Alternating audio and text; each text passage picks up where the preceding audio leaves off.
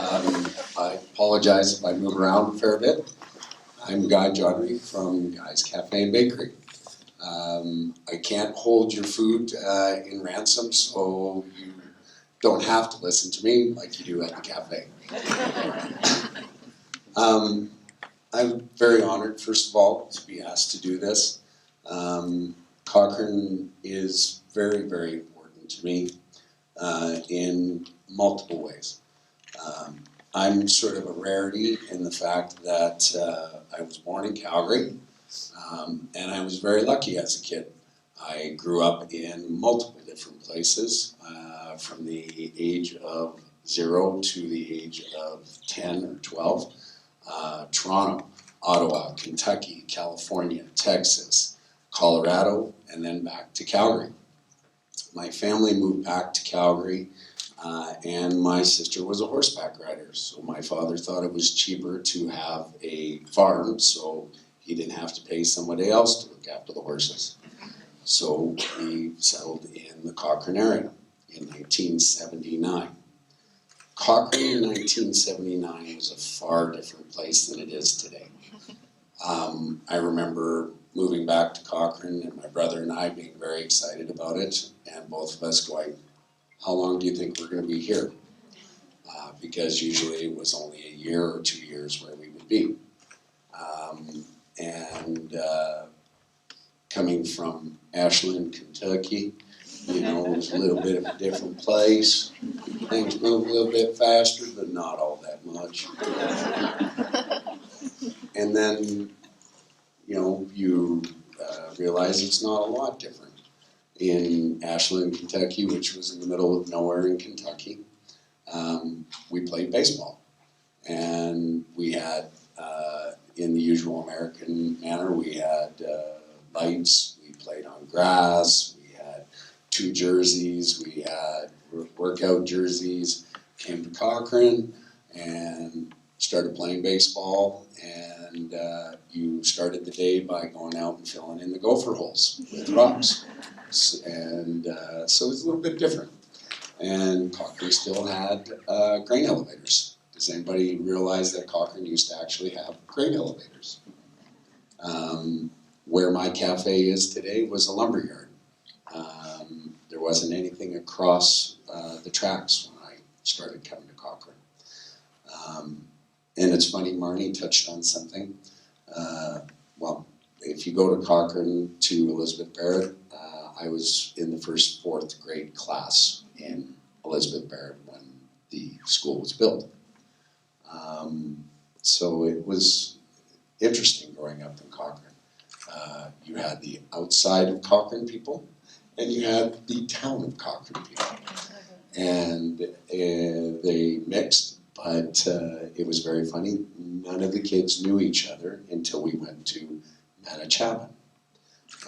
And at Manitowoc, the town kids and the out-of-town kids mixed. It was quite interesting and created some very interesting interrelations.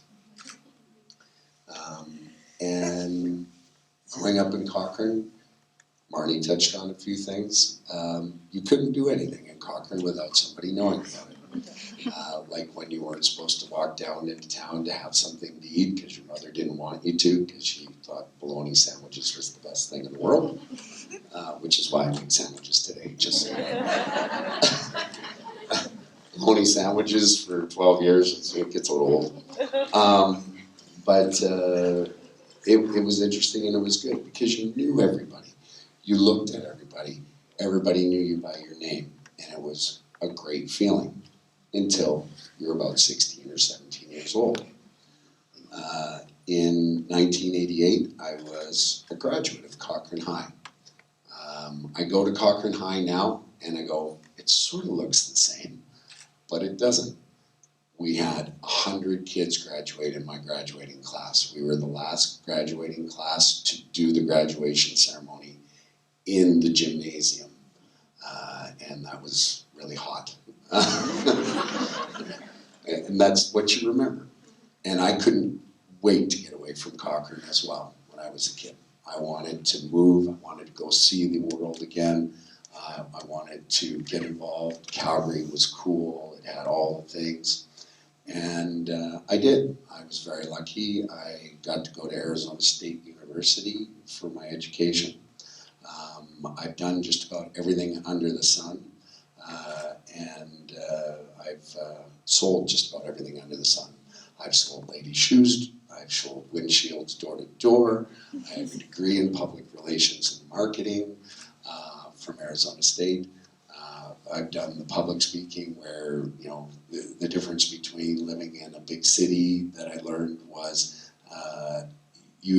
I worked for a PR company in Phoenix for about 6 months, and basically they handed you a sheet of paper like this, and your job was to insert bank name, the date, and what happened, and it basically went like this. Hi, we'd like to let you know that there was a robbery today at the First National Bank. Everybody is okay, your funds are good, and then you moved on to the next bank. That's a lot different than when I moved to Arizona, back in the day before what we were talking about with social media, someone sent you a newspaper and a map from the city, and then you started making phone calls about, hey, this looks like a good place to live. I'd like to rent an apartment here. I rented an apartment. My first apartment was really close to the Tempe University, and I thought this was great. It was super cheap. And then I found out, because it was on Thomas and Van Buren, we were in the middle of the drug capital of Phoenix, which a small town boy from Cochrane was like, wow, I'm gonna stand over here. But what it teaches you growing up in a small town is that everybody is important. Everybody should be looked at in the eye and said hello to. I still freak out people in Calgary. I still freak out people in Cochrane. I'm walking down the street and go, hi, how are you doing? They're like, what the, he's a crazy guy, doesn't it? You know. But that's really important to me.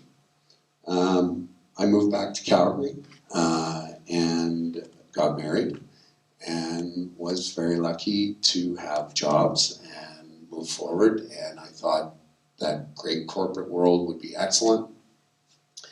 I'm very lucky. I'm blessed with a daughter and a son. And I thought, you know what? Both healthy, both happy. I'm not having any more. And I'm pretty certain I can't afford to have any more. Worked in Calgary, then moved to the Red Deer area, and then was moving back to Calgary, being transferred by the company I was with. And I thought, you know what? I don't want to live in Calgary. I don't want to raise my kids in a large city. I want them to have the same upbringing that I was allowed to have. And I thought, oh my God, I'm thinking about moving to Cochrane. Where have I become? I didn't want to go back to Cochrane. So we made the decision to move back to Cochrane. And I have to say, I haven't spent a lot of time in one place growing up or in my early adult life. I've now spent 22 years in Cochrane. And it's crazy to me. Sometimes I look back and I think, wow, it's only been 15 minutes. And then other days I'm like, oh my God, why am I doing this? But I moved back here with my 2 small children.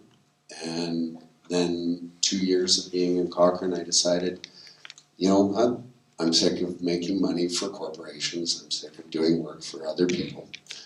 I'm going to be really stupid and I'm going to open up my own business.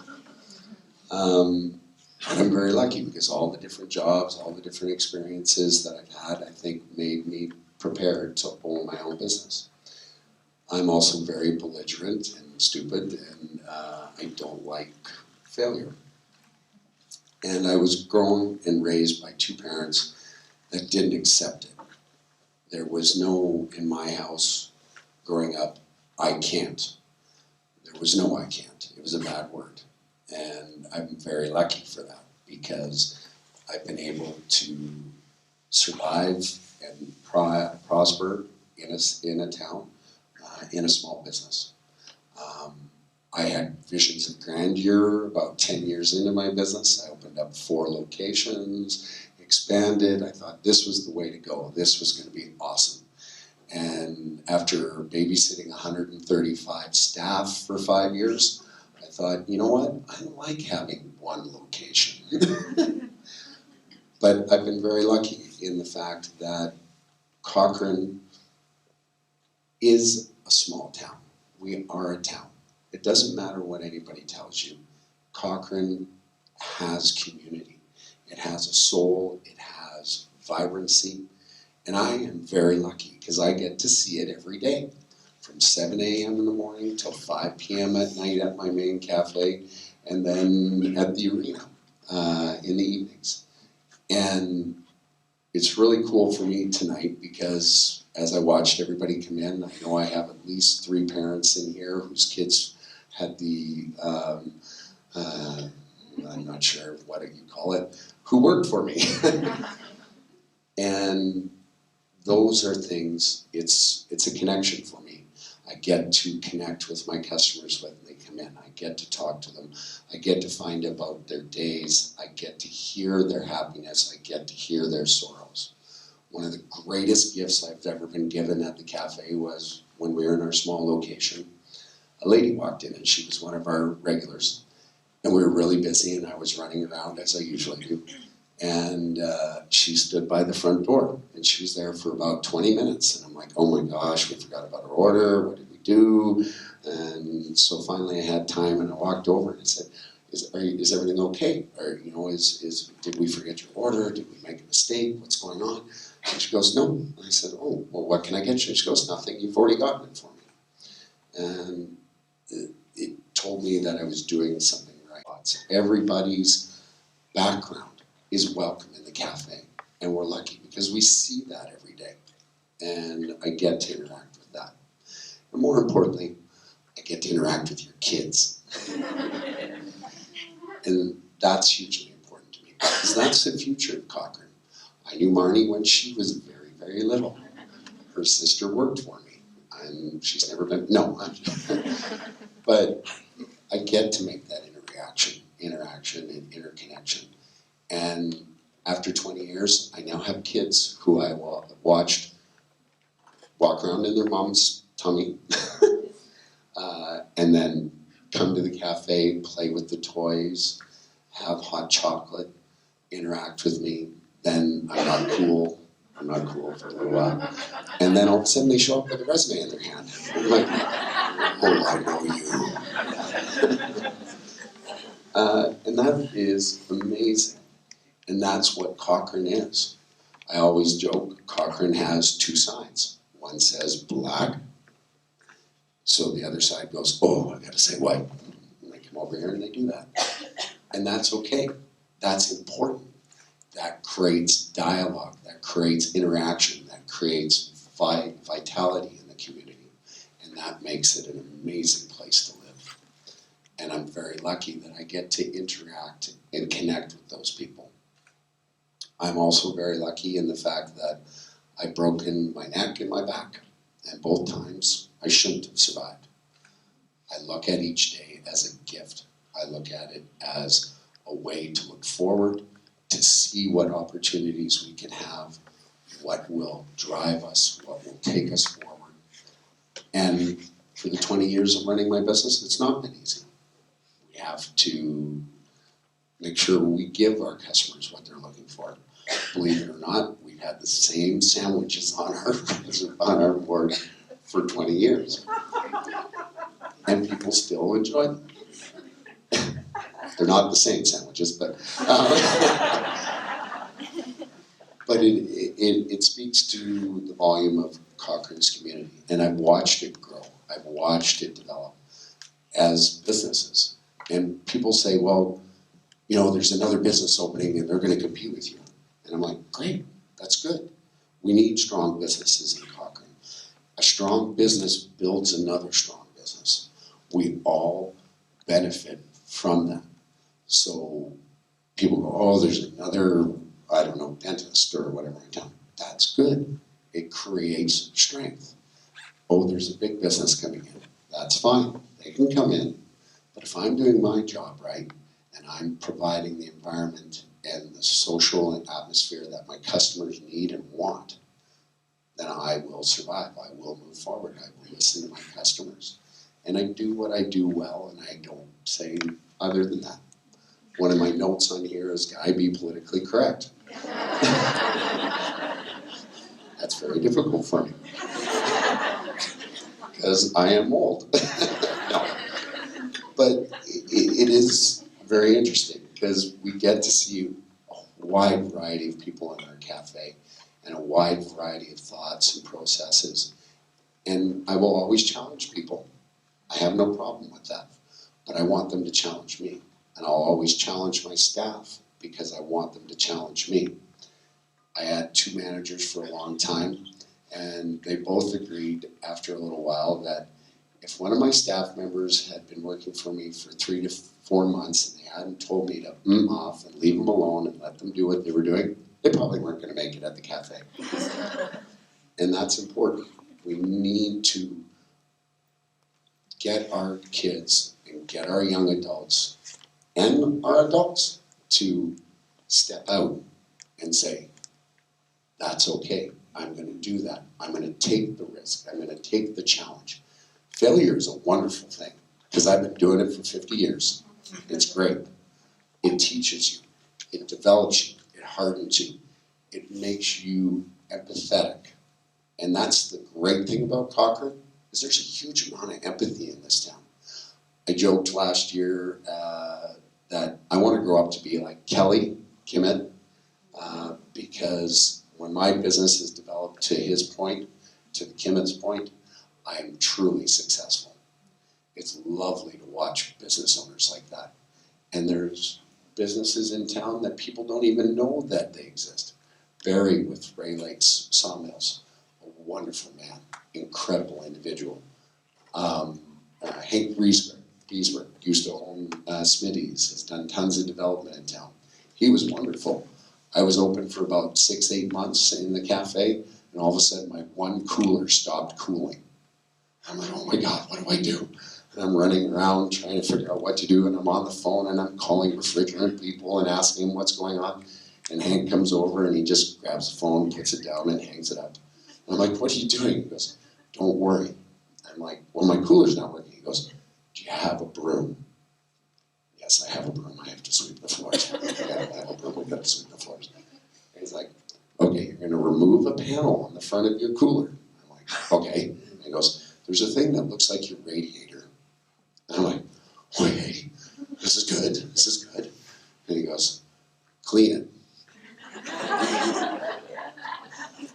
Really? That's all I got to do? He goes, yep. So I cleaned it. Starts up, starts cooling. I'm like, you saved me $500. I'm really like, so, but it's that interconnection in Cochrane that's amazing. And I truly want people to know that you can come into the cafe and just sit. Come in, put your phone down, connect with the people in front of you, connect with the people beside you. That's why people go, why, why are there's no partitions between your tables and stuff like that? And I tell people it's because I want you to get to know your neighbor. I want you to maybe hear the conversation they're having and put a little input into it and enjoy that experience. Thank you.